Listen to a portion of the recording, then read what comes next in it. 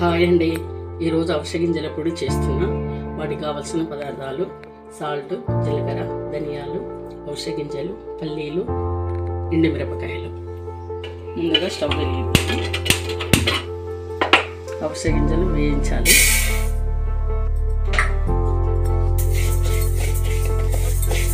ఇప్పుడు పల్లీలు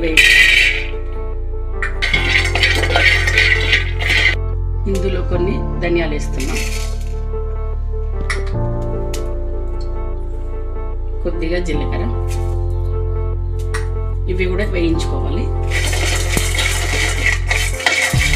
కొద్దిగా ఆయిల్ వేసుకుందాం. ఎండుమిరపకాయలు వేయించాలి.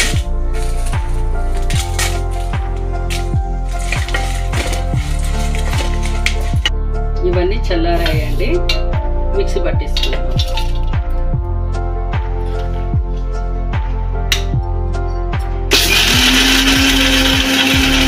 వేసుకుందాం.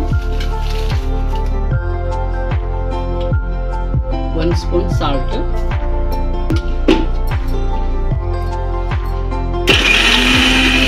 ఇప్పుడు కొన్ని వెల్లుల్లి వేద్దాము.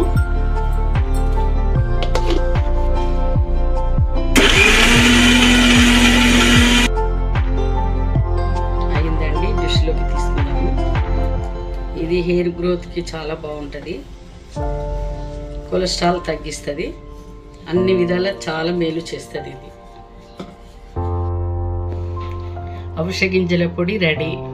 Please like, share, subscribe my channel.